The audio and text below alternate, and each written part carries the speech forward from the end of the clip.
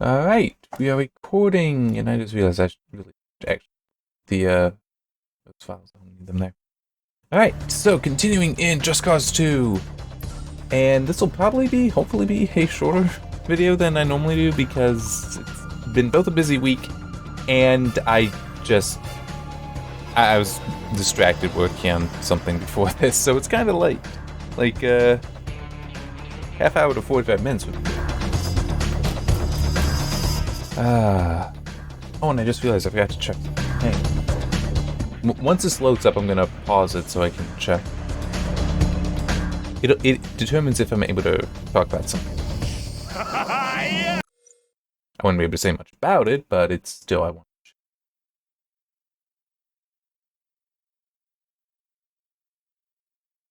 Yes, okay.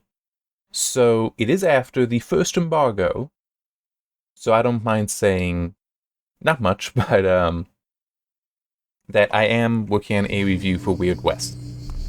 And yes, there's multiple embargoes. Because of the fact that I do a full written review and that I share the entire review playthrough, I cannot share what I have until then. I'll also admit, because day job and all that, I'm not done yet. But yeah. So yeah, I'm not going to share anything. It's just like, hey, I can acknowledge that that is something I'm working on, and hopefully I'll be able to hit that last embargo. I think I got a fair shot at it, since I'm going to have this weekend to work on it. But the thing I was working on before I started on this recording, no, that's completely unrelated. At best, I think that would be a month or so before I could cover that. Why are you doing that? No. There you go.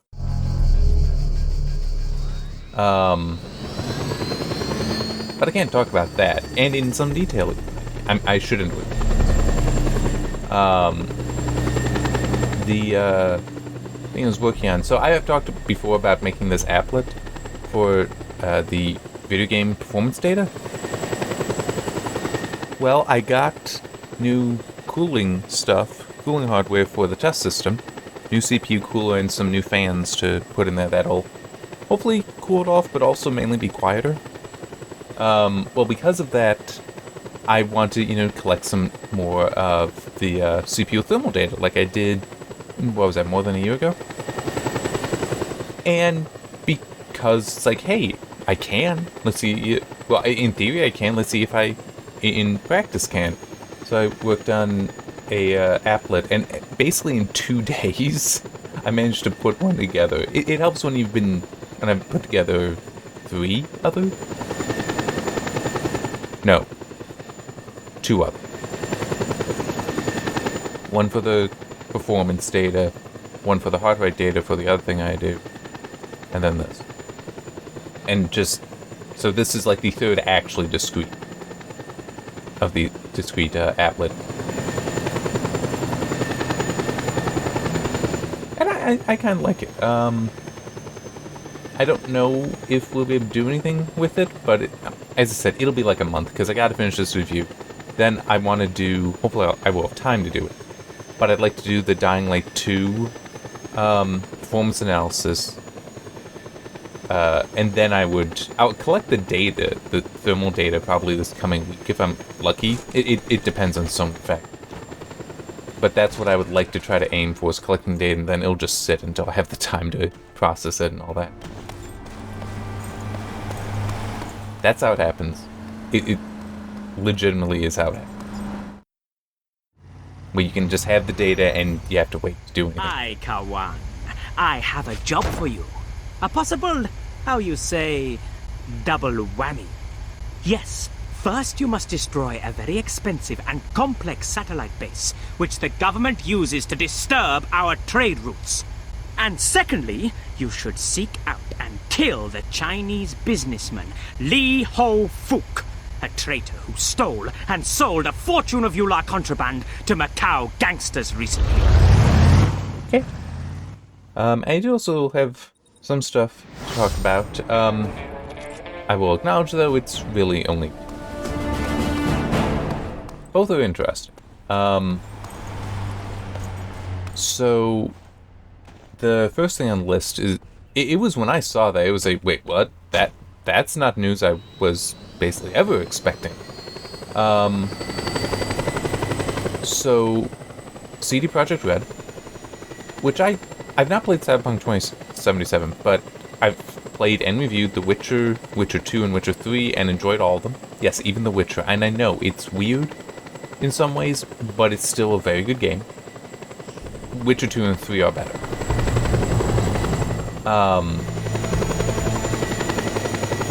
Well, they announced that they are working on a new Witches Saga, which they also teased a Witcher medallion being in the snow, and the medallion is mostly covered, so it's hard to tell exactly what it is. One thing that is... you have an I gotta let him talk. Now to expose that bloody dish and destroy it. There are 2 control panels nearby. Seek them out and activate them, said Adu. Consider it done. One thing that is... We have oh, damn. Requesting backup. Stop right there! One thing that is clear, though, is even though, we don't have the best view of the medallion, it is not the wolf medallion, which is what Geralt wears, which also makes sense because I'm pretty sure after The Witcher 3 they did say, yes, Geralt's journey is done. So unless they would have changed their minds, which, hey, they can, that does mean that it won't, that this, maybe Geralt will be in it, but he won't be the main character. But that they'd go back to the Witcher series is not surprising at all. It I'm sure was highly profitable for them.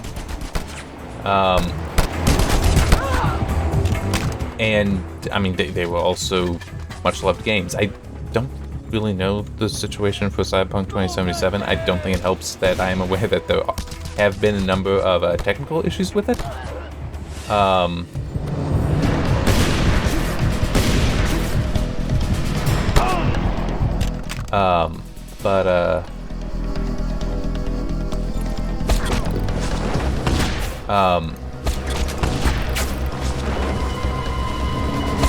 The other part of the news, the other part of the announcement that was definitely a wait, what kind of thing, was CD Projekt Red announcing that they've entered into a partnership with Epic to use Unreal Engine 5 for this next game. Which, it being CD Projekt Red, though, that could mean, I mean, Unreal Engine 5 could be old news. We could be on Unreal Engine 6 by the time they get there. But, it's still, that's very, very interesting news, because The Witcher 2, The Witcher 3, and Cyberpunk all use their own engine, Red Engine. That, I mean, you look at The Witcher 3, it's, and Witcher 2, very impressive visual. I can't speak to Cyberpunk 2077 since I don't have a copy, and I've not played it. Oh, goody. But, it still was at least meant to be very visually impressive. Well, Unreal Engine 5 is certainly also, shaping up to be, the stuff that Epic has shown off is impressive. But it's like, this is CD Projekt Red, they know how to make a very powerful engine. So, and this partnership will have them also, doing technical work on the engine.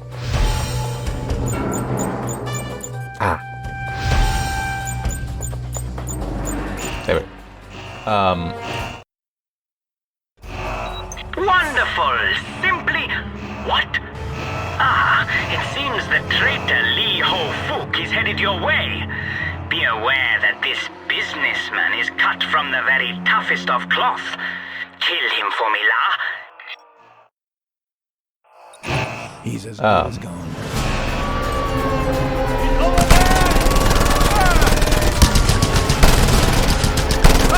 Think you can beat me? Never! Well, I figured I would, use the helicopter to shoot you.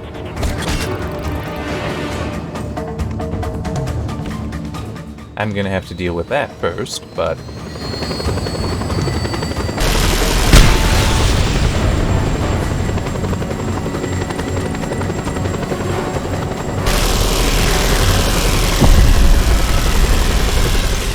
Well, that was easy enough. The damn traitor Lee Ho-Fook is no more. Now, get back to dealing with the satellite base, Ser Dadu. Never thought doing the dishes could be this much fun.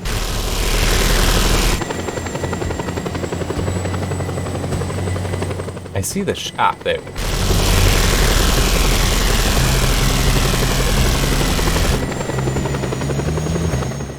So yeah, I mean, I'm definitely curious and about what CD Projekt Red's engineers are going to be able to achieve with UE5. I mean, there's already reason to see UE5 as something that will be very impressive in the future. Things like, man, I don't remember the name of the systems. It's been too long since I really looked at them. But things like the virtualized geometry stuff. So, okay. In this view, those trees, they're not being rendered, or this mountain, not being rendered at as high of detail as they could, purely because they're in the distance. It's completely appropriate to do so because it conserves it saves on performance. Well, one way that that's achieved is bitmaps for textures specifically, but what UE5 is promising is to basically virtualize things such that it will just be able to know what it Pretty heavy firepower to take that thing out, Ser Dadu. right here. Explosives or a cannon or something of the like. I knew that.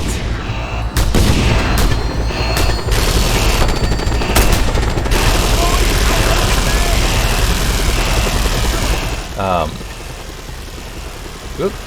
Hello.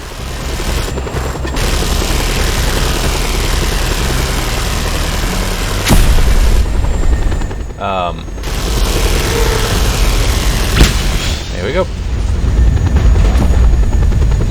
You have done well, my friend. And for killing Lee Ho-Fook, your name holds great power among the Yulas. Heartwarming. I'm all broken up.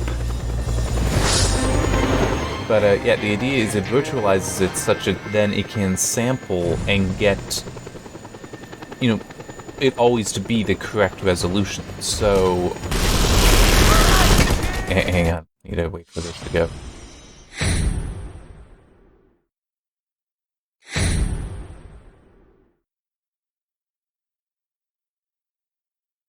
Okay.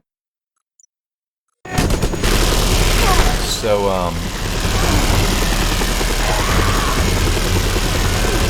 then the trees, it's like, I'm playing at 2048 by 1152. Let's just say it's 1920 by 1080, since most people understand it. I know, 2048 by 1152 is just a weird resolution. But with 1920 by 1080, you have, 1080 horizontal line. Right? But it's not necessarily sampling those trees back there at that. At 1-to-1 resolution. That's part of what UE5 is promising. We'll see if it delivers. What that's promising is that it would be able to sample everything correctly so that it is 1-to-1. So that at a distance, it can use the highest reasonable quality. Because why would you want to, have a higher sampling rate there? What benefit would that be? You'd have to be putting more data into more information in 1 pixel than 1 pixel. yes, I know there's anti-aliasing, but let's not worry about that. And let's just assume that that'll be like an option to turn that up.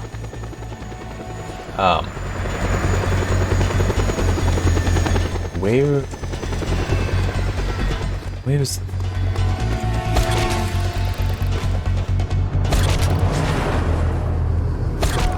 It shouldn't be that... Not this far over either. Wait, is this a... Yes, it is. Okay. I had spotted this in one of the cuts. Alright. But another use for that is not just, things at a distance, you're having the correct number, but also be that you could have even things in the foreground, like this helicopter, be a crazy high polygon count. So a very, very complex mesh. But you are able... This virtualizing allows the system, allows the engine to keep everything it needs to for, the realistic appearance without overstressing the GPU by, having all these different vertices that it would have to shade inside. I mean, it's really a very interesting and potentially very powerful technique. And then there's Lumen, is the name of the lighting system that I don't fully understand how that works. Like, it sounds like it's more or less general, so it's not ray tracing based, but it also sounded like it can take ray tracing information, ray traced data, to help produce global illumination. But it also sounded like it just seemed unclear to me, or it's just hyper efficient with the ray tracing, which probably means that it's either doing a lot of guesswork, or it is in fact using non-ray tracing methods, traditional method, to come up with accurate and real-time global illumination. There's a lot of things about UE5 to be like, wow, this is going to be a very impressive engine when it comes out. And CDPR being involved should make that even more so the case. But we won't know until that game. Well, actually, in theory, it could be soon. Because it's not unreasonable that some of the development, some of the advances that CDPR engineers would come up with would actually arrive ahead of whatever the new Witcher game would be.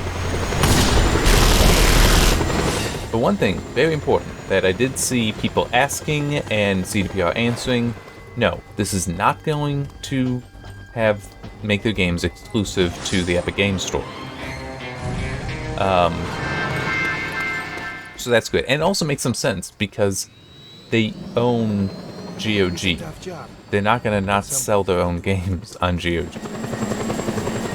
Now, might it be then like just Epic Games Store and GOG? I don't know. I could believe that's the case.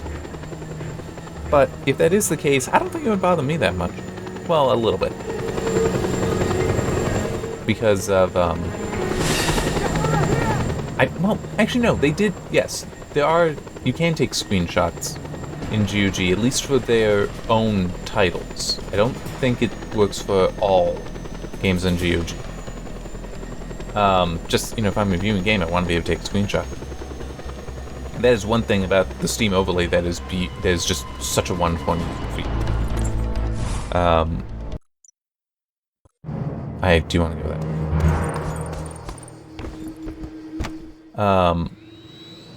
The other is the controller API for Steam. It is so nice. That is another thing that really is good. When you have to use a controller, it's so nice to be able to use that, because it's like, yeah, any controller, and you can, customize things however you want. There's just one feature I wish it had, which would be the ability to change the cardinal directions. Because of how I grip controllers, sometimes, like, left is not fully at the 9 o'clock position. It might be more like the 8:30 position. And it would be, I think, a useful feature in general. It wouldn't just be me. That could see it being very nice to be able to turn turn it so that it's not at that angle, it's at a different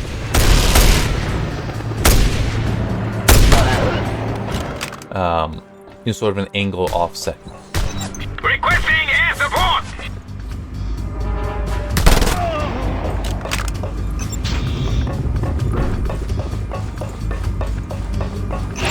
That'll come in handy. I did not want to pick that up.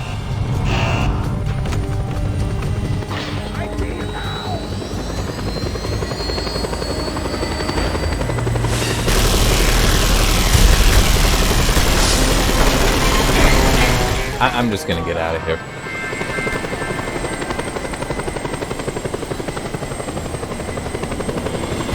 Yes, I do want to change out the gun, but I can do that at a different place. Actually, you know what? Might make... Well, yeah, let me just do that. That actually would make the most sense. Although...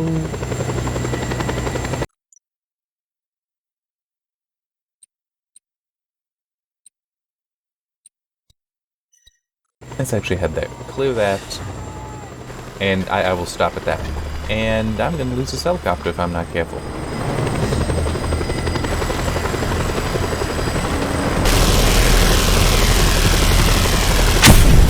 Damn it. I lost the helicopter.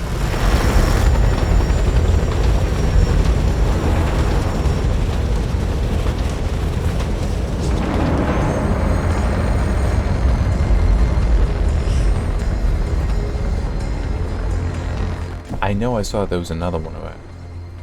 Another Chippewa. Here.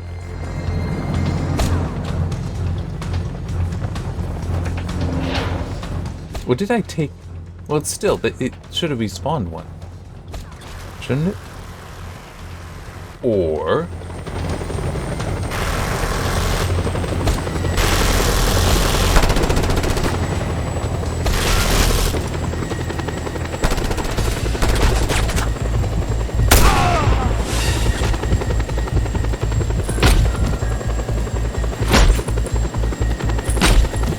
Don't take no passengers. Alright. It's a white one.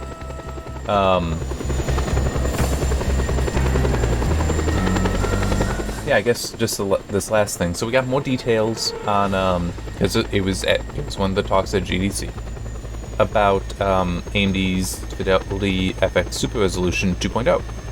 Which I know I talked about it in the previous week. And one thing that was actually in the slide deck for the presentation, and therefore also in the presentation, it's like, I kind of speculated last week that it might happen, and looks like it is going to happen. So it is a temporal method, and one of the things that it will have in it is its own TAA method, its own implementation of TAA, so that way they can, control things somewhat, and not just have it be at the mercy of whatever the developers implement. No offense to developers, but I mean there are some bad TA implementations out there. They did state in the slide deck and in the actual talk, the actual presentation, that they are working on a TAA only version of FSR2, which how they described it in the presentation was basically to make it easier, because you want to turn off the game's built-in TAA if you are using FSR. Makes sense that you'd want to do that, but by having it be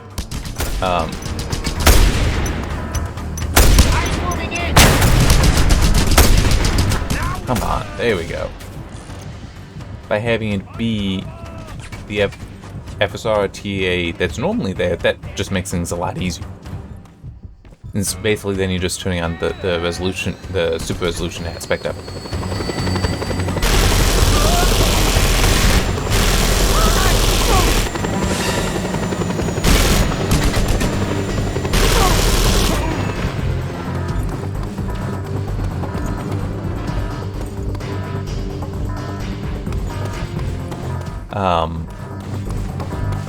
They also shared some, more information about how exactly it will work.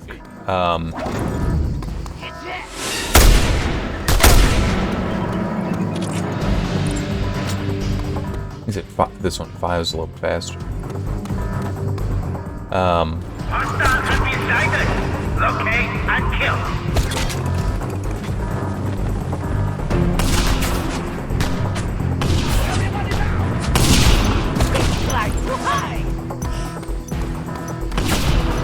Come on.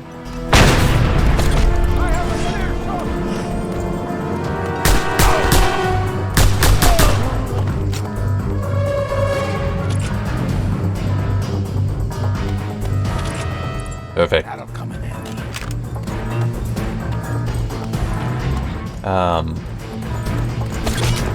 They talked about the jittering stuff. They also talked about something that I don't recall being included in the information last week.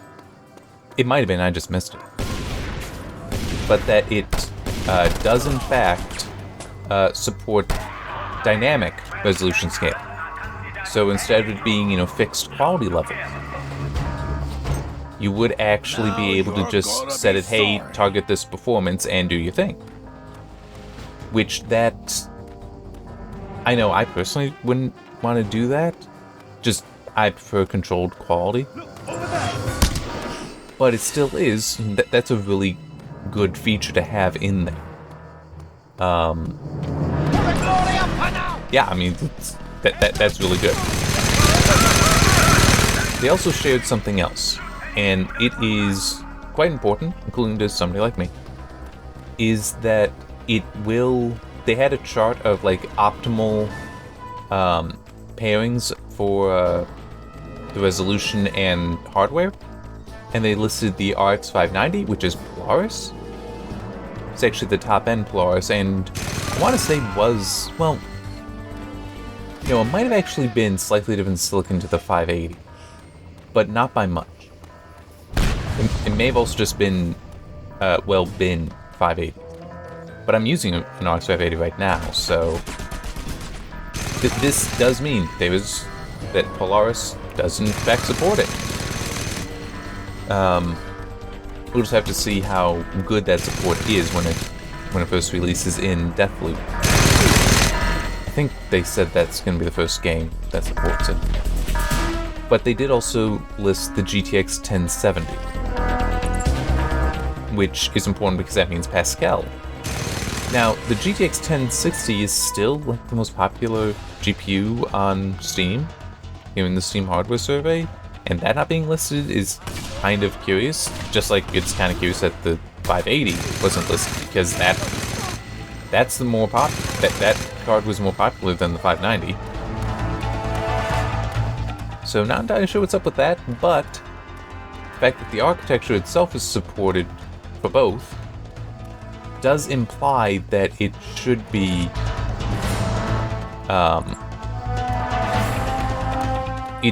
supported across the series, at least most of it.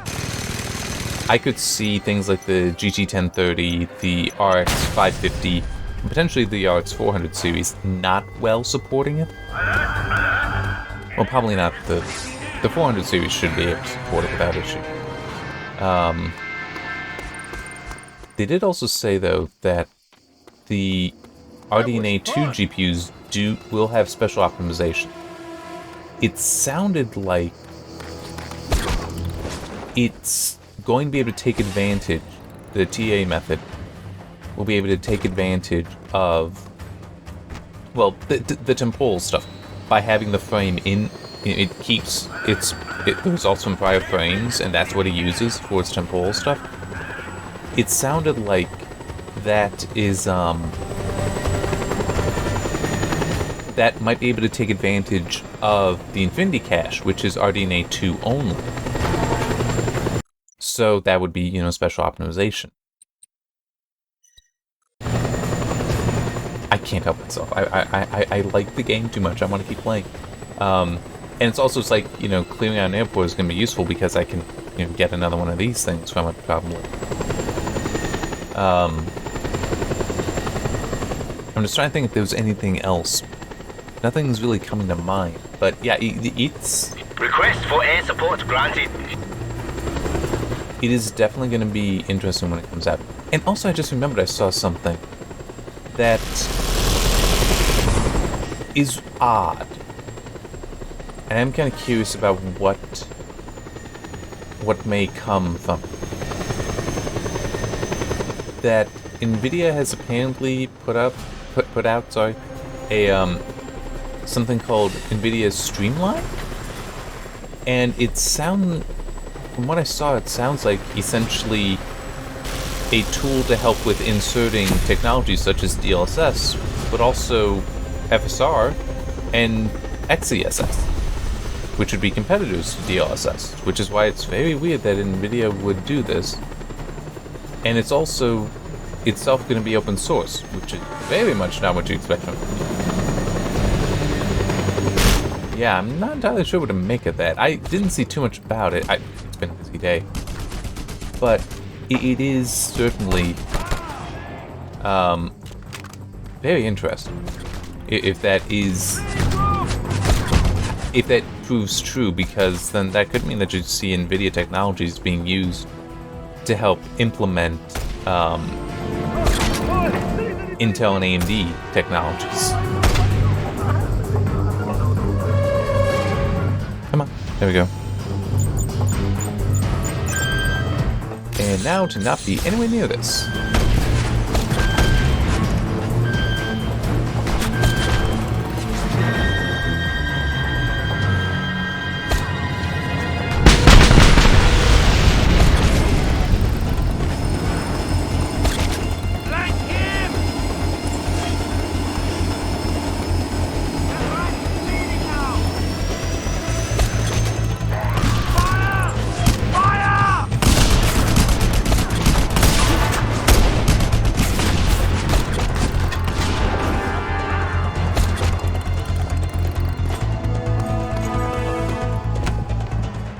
So yeah, I don't, as I already said, I don't know what to expect with that. If there's anyone thinking that, oh, well, might this be a shift from NVIDIA to be more supportive of open source, I doubt it. The only thing I can think of that would get them to do that, in terms of like stuff that's coming up soon, would be if they somehow know that FSR 2.0 is going to compete better against DLSS than they want to admit. Because if that were the case, then they will be in trouble. At least among those who pay attention to that stuff, which is not everyone. There are plenty of people that don't care, that it's like, nope, it's NVIDIA technology, and AMD does stuff. Yeah, it's kind of sad how uninformed some people are on the technologies, especially when they're putting down hundreds of dollars. But anyway, if FSR 2.0 were able to get close enough, but would do it. Whoa! What the hell? I have no idea. But if it were to get close enough to DLSS, that's like, oh, well, we have to use the tensor cores. It's the only way to, have this level of quality. But if you get close enough to that without the tensor cores, and it has a broad support of hardware, and it's open source, that's gonna hurt NVIDIA. At least among those people who pay enough attention to know that's a thing. This is all hypothetical. Now, I want to be clear on that, because not that anybody listens to this, but I'm not saying that's going to happen. DLSS could very easily still be sufficiently dominant for it to not in any way be an issue. I want to go over and finish off that airport, by the way, since I was so rudely taken out of it. No.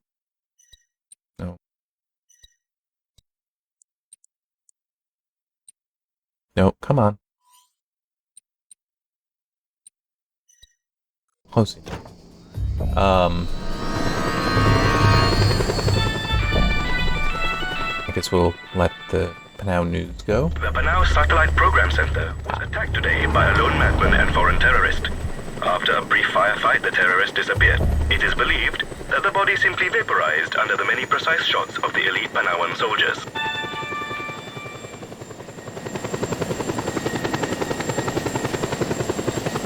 I mean, I still kind of do believe that that part of the reason DLSS was made, and this is pure speculation on my part, was that NVIDIA kind of made a bet on tensor cores, and they realized these don't have enough uses to justify them existing in any of the consumer parts. Alright, well, what can we do with it to justify that? Then you got DLSS.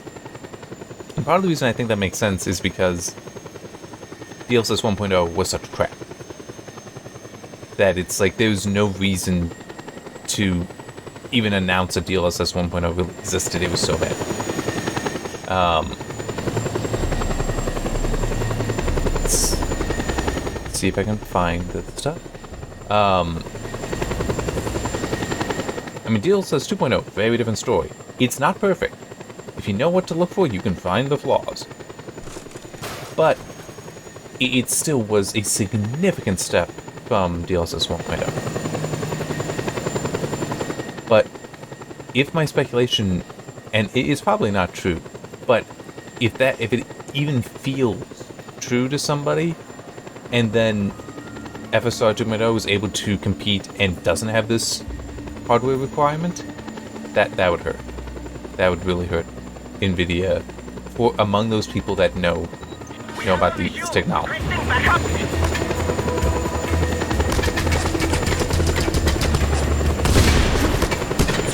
But as I said, I don't see NVIDIA making a move towards open source, unless they have to, and they wouldn't know yet.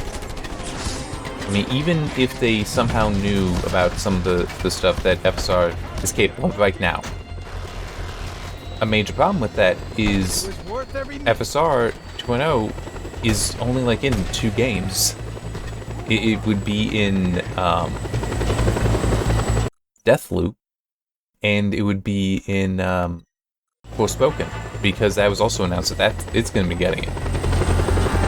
And that's it. I mean, true, there might be some other developers that are working with it, but no one that's shown off anything except for those 2 games. I wouldn't think that's enough to frighten anyone, if there is reason to be frightened. So, yeah, I don't know why they would do that move to open source. Or maybe it's just that one tool. Maybe they also wanted...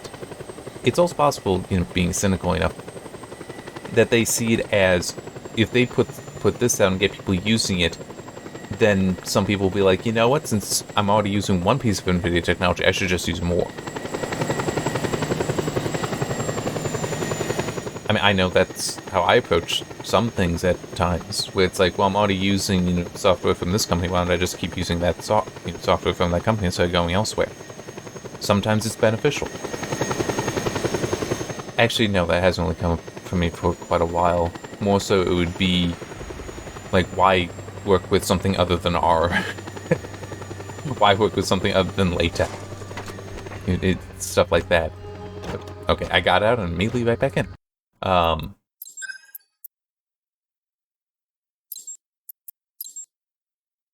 So yeah, it's I don't know what the reason is behind that move, but I mean there's going to be a reason. Every company, whenever they make a decision and do something, there's a reason to. Sometimes it's more altruistic, and sometimes it's not. Sometimes it is completely just a way to make more money, but sometimes it is about doing things to improve their reputation, so that while in the short term it might not improve their money, their income, their revenue, but in the long term they hope it will. So that would be things like selling products at a very low margin. In some cases that is just a way to get people to start buying your product, and while yes, you're making less money right then, if you have that customer for 5-10 years, you're making more money from that in the long run. But it was also used to try to outcompete, so, there's always a cynical motive there as well. But yeah, it will be interesting to see what comes of that one NVIDIA technology, just as it will be interesting to see what comes of FSR 2.0. FSR 2.0 will probably be more interesting, though. Just because, think about it, in, 6 months? Whenever it is that Intel launches their stuff, their their Alchemist GPUs, that's when XeSS should also be released. So we will have these 3 different competing technologies with DLSS for NVIDIA, XeSS mainly for Intel, but supported on other GPUs if they have the is it DP4A or D4PA? Some combination of those. I know it starts with the D and ends with the A. Instruction set, which is it's a matrix multiplication. It's a linear math instruction set. But if there's support for that, then you can accelerate XeSS. It's only Intel's special execution units that will have the fastest acceleration. But it's still, if you support this one kind of math, then you will have faster speed than trying to just brute force it. Then AMD with FSR 2.0, that'll run on seemingly anything, but it doesn't apply machine learning. It's more traditional. So it is going to be interesting to see the competition between those 3, even if it turns out that they're all very close. Because it's like, to a consumer, you might see them being very close, but there might be things in the industry where it's like, no, they're not close. Like, and this is pure speculation, like if a DLSS is really hard to implement, which actually shouldn't be the case at this point. I could see being more likely, XeSS is nice that it runs on so much more, but it's very hard to implement. That I could believe because it will be new, and Intel won't necessarily have the experience yet at making it easy to implement. And so it's like, so we don't really want to use that. It looks good, but we don't want to implement it because it's too hard. DLSS is something that's like, if you do that, NVIDIA will throw money at you and engineers at you, so there's that, and then FSR 2.0, which will work on everything. So it will be interesting to see what dynamics come into play at that time when we have all 3 out. It'll also be interesting to see because graphics card prices are coming down, GPU prices are coming down right now. I don't think I'd buy one. That's more I'm still good with the 580. And in theory, the 7000 series, the RDNA 3 stuff is supposed to be out later this year. I do know one thing though, I don't want to go to ATX 3. The new PCIe connectors with support for 600 watts. Because I'm sorry, I don't think that the majority of consumers actually want a graphics card that pulls anywhere near that. That is going to be prohibitively hot and loud. I don't know why there is such industry effort to go there. In server spaces, I can understand that because they don't care about the noise. They do care about the heat. But if you can get the heat under control, it doesn't matter. That's in a separate room. Nobody goes in there. Or if they do go in there, they wear protection. And that's true. There actually are plenty of data centers that the fans are so loud that if anyone is in the actual room with the servers, they have to wear ear protection. But yeah, so it's... I don't know why there is that push other than just that's how some of the companies are trying to get more performance out of the stuff is like, let's just throw more power into it. It's like, why don't we try to work more on efficiency first? Or why don't we just not push quite so hard for our performance? That may sound silly, but it's like there's so many technologies that are there. Oh, that reminds me another thing about FSR 2.0. It only supports DirectX 12 currently, or when it is released, but Vulkan is coming. I find that interesting because that means DirectX 11 isn't in the list. Now, I don't know if that's just a AMD has prioritized the 2 low-level APIs, or if they actually are going to make it DirectX 12 and Vulkan only. It's open source, somebody else could do it, but I am curious about that. It could also just be them gambling that, no, these are the technologies of the future, so we're not going to bother with DirectX 11. Which is fair. DirectX 11 is still the most common API for new games, it seems, but we're getting there where DirectX 12 is at least an option in play. But the reason I thought of that is both DirectX 12 and Vulkan have technologies in there that can tremendously improve performance. So you don't need as powerful of hardware. I mean, look at variable rate shading. That's one example. That's true. That can, reduce the image quality, but it's still, when done well, you won't notice it that much. It could prove harder to notice than DLSS 2.0 is. Okay, but the performance benefit will be just as real, and you're not limited to special hardware. Well, you are. You need a GPU that supports it, but it's not you need the tensor cores kind of thing. And there's also the mesh shader stuff. What mesh shaders can enable. Because, look back to the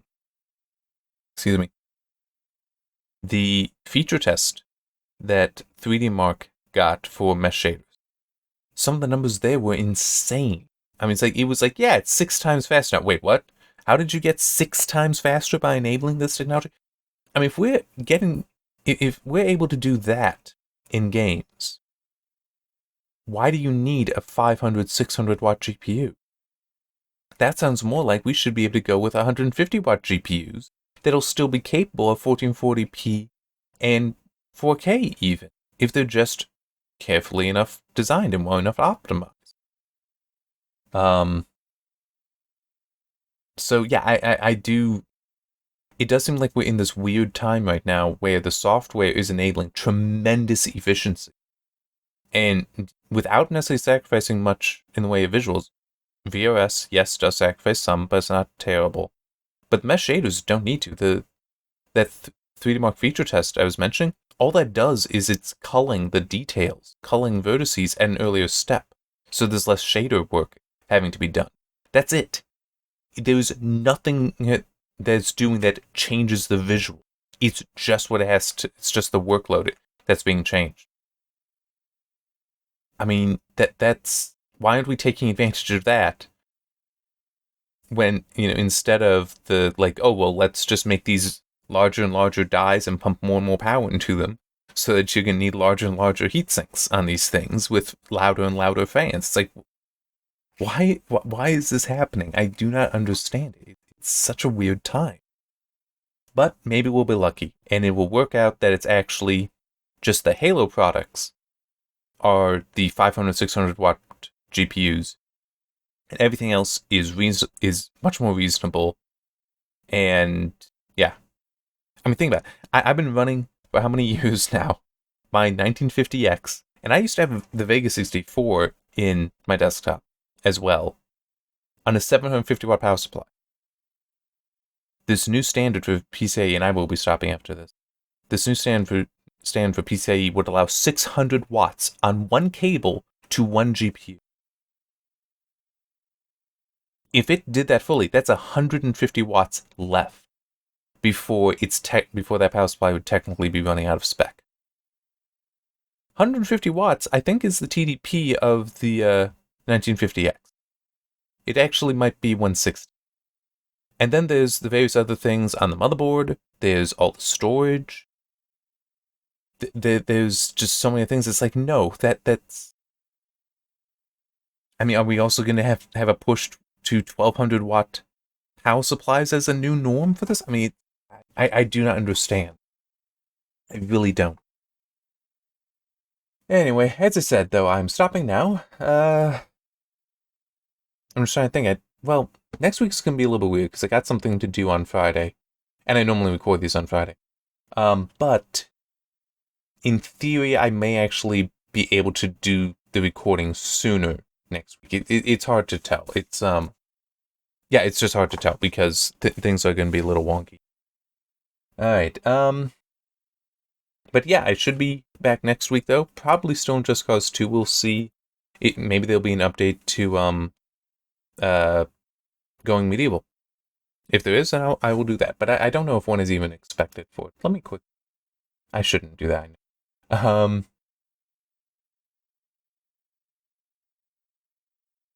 Nah, I'm not just looking at the.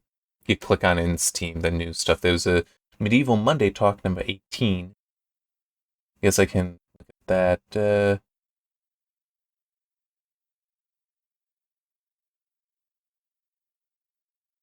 Stuff talking about pathing fixes and more. I'm not taking the time to read through it all, but I mean, it's definitely them doing stuff that's gonna speed up both behaviors, but also the work on the CPU. I just don't know if that's a, hey, when we have a new update coming out soon with that, or if it's a, this will be in the next update. Anyway, I need to stop so I can get stuff processing, because as I said at the start of it, kind of late. See you next time.